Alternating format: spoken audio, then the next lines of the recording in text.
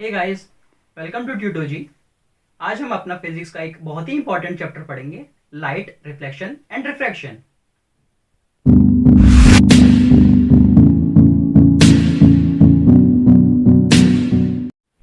पहले हम बात करते हैं लाइट की।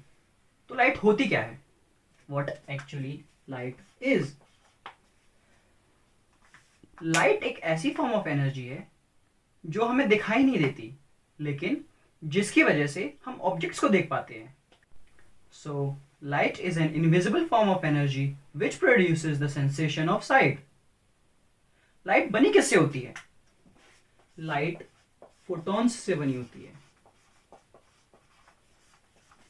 फोटॉन लाइट की बेसिक यूनिट होती है जिससे लाइट बनी हुई होती है। फोटॉन्स बहुत छोटे पार्टिकल्स होते हैं, उनको हम एनर्जी के पैकेट्स भी बोलते हैं। ये एनर्जी के पैकेट्स जब आपस में कंबाइन होते हैं तो वो लाइट प्रोड्यूस करते हैं। अब हम देखेंगे हम लाइट को रिप्रेजेंट कैसे करते हैं। लाइट को रिप्रेजेंट करने का तरीका है एक स्ट्रेट लाइन और उसके ऊपर एक एरो। इस एरो और एक स्ट्रेट लाइन को बोलते हैं रे।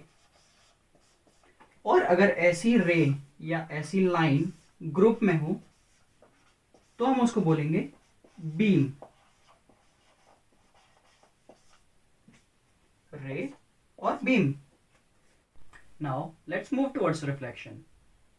तो रिफ्लेक्शन क्या होती है? रिफ्लेक्शन होती है अगर कोई एक लाइट रे एक शाइनी सरफेस पे पड़ती है तो वो टकराने के बाद अपने मीडियम में वापस लौट जाए, उसको हम रिफ्लेक्शन बोलते हैं।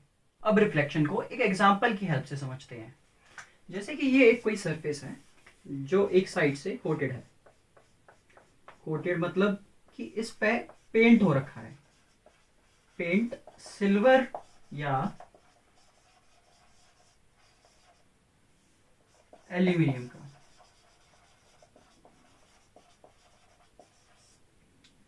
अब क्या होता है कि अगर कोई एक लाइट रे यहां से आती है और इस पे अगर स्ट्राइक करती है, और एक ये नॉर्मल है जो इस प्लेन के परपेंडिकुलर है, इसको मैंने नॉर्मल एन नाम दे दिया और इसको इंसिडेंट रे नाम दे दिया आई आर।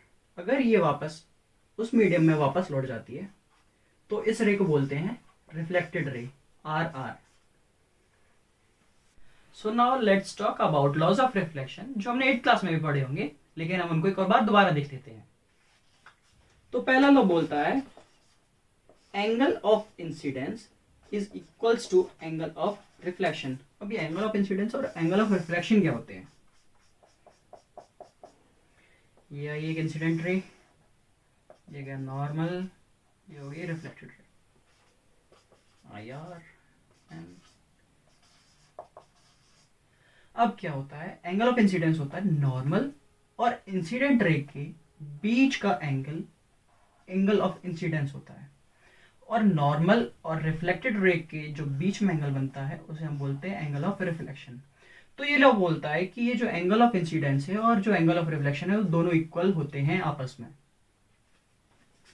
अब सेकेंड लॉ क्या बोलता है कि इंसिडेंट रे, नॉर्मल और reflected ray lie on a same plane। Plane क्यों? इसको पॉइंट क्यों नहीं बोलते?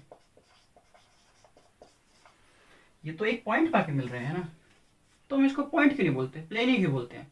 चलो समझते हैं। मान लीजिए ये एक एक्स एक्सिस है और ये एक वाई एक्सिस है। कभी भी प्लेन बनेगा तो वो दो एक्सिस के बीच में बनेगा।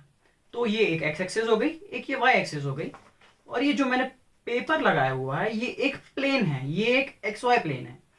तो अगर कोई एक लाइट रे इसके करस्पॉन्डिंग आती है और इससे टकराती है, एक एक्सिस से टकराती है, एक एक्सिस से टकरा के वो अगर रिफ्लेक्ट हो जाए, किसमें? उसी मीडियम में रिफ्लेक्ट हो जाए और उसी प्लेन में, प्लेन जो जिस प्लेन से वो आई है, ये जो करस्पॉन्डिंग प्लेन जो चल रहा है, ये जो आपको दिख रहा है सामने पेपर, इसके करस्पॉन्डिंग जो आई है रे, उसी के करस्पॉन्डिंग वापस लौट जाए, उस रे को बोलेंगे रिफ्लेक्टेड रे।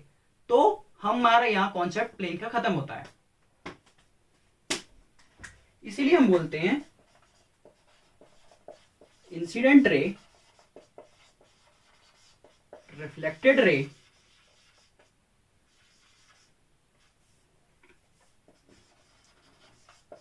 और नॉर्मल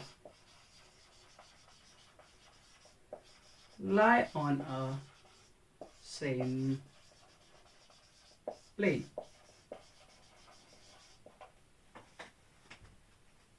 अब हम रिफ्लेक्शन के अंडर में मिरर्स को पढ़ते हैं। तो बेसिकली मिरर दो टाइप के होते हैं, एक प्लेन मिरर और एक स्फेरिकल मिरर।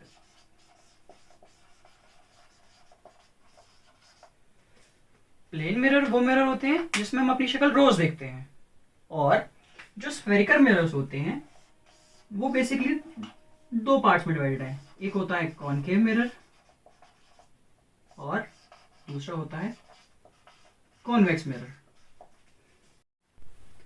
अब स्फेरिकल मिरर, कॉनकेव मिरर और कॉन्वेक्स मिरर क्या होते हैं वो हम देखेंगे अपने नेक्स्ट वीडियो में। So hope to see you in the next video. Bye.